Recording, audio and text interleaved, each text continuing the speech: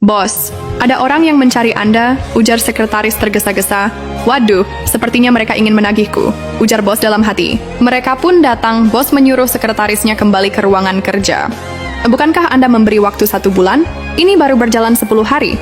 Kenapa Anda sudah datang ke sini? Tanyanya. Kami telah mendengar reputasi perusahaan Anda yang didirikan sejak tahun 2017.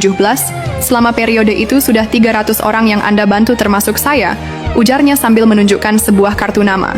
Bos pun teringat kembali ke masa lalu, di mana ia telah membantu seorang gadis yang sedang bersedih duduk di depan perusahaannya. Hei, gadis kecil, kenapa kamu menangis dan bersedih? Tanyanya.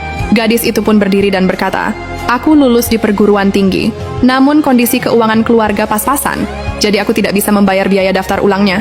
Kemudian sang pria menanyakan berapa biaya daftar ulang. 20.000 yuan, jawab sang gadis. Baiklah, kalau begitu aku akan membayar biaya daftar ulang itu. Kemudian pria yang baik itu mengeluarkan sejumlah uang dan memberikannya kepada sang gadis. Ini ambillah, cepat bayar biaya daftar ulang kuliahmu, ujarnya sambil menyodorkan uang itu. Tapi aku tidak bisa mengambil uang ini. Orang tua mengajarkan agar jangan meminta atau mengambil yang bukan milikku. Tapi ingatlah, ilmu itu sangat penting dan suatu saat bisa merubah takdirmu.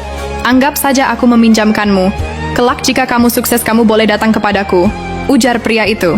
Akhirnya gadis itu pun mengambil uang itu dan mengucapkan terima kasih. Kemudian gadis itu meminta kartu nama kepada sang pria, agar kelak suatu saat nanti ketika ia mempunyai uang, bisa mengembalikan uang tersebut.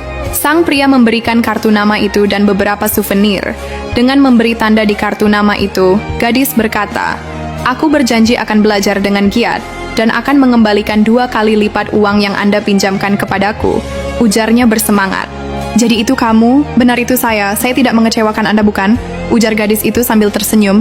Terima kasih telah menjadikan saya seperti ini, ujar sang gadis. Lalu wanita di belakang tiba-tiba membuka kacamata berkata, Tuan Meng, masih ingatkah dengan saya? Tanyanya. Wanita itu adalah orang yang dibantunya dulu. Karena lapar, ia makan di sebuah rumah makan dan tidak bisa membayar. Penjaga toko mengejarnya. Beruntung tidak sengaja bertemu pria itu, dan ia pun membayar makanan yang dimakan wanita tersebut. Itu Anda? Dan pria di sampingnya pun membuka kacamata. Ternyata ia adalah orang yang dibantu bos baik itu, ketika ia sangat kelaparan. Bos yang berhati mulia itu pun tersenyum. Aku hanya melakukan hal kecil, membantu orang yang membutuhkan, ujarnya. Dan semua tergantung kerja keras kalian sendiri.